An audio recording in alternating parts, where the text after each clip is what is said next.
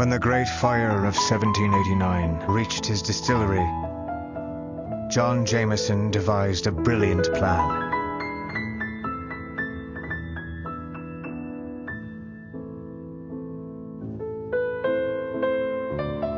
But there was simply no time.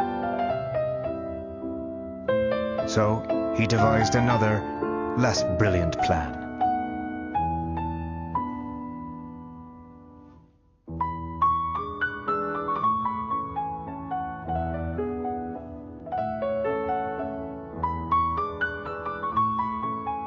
In the end, the not-so-brilliant plan saved the whiskey.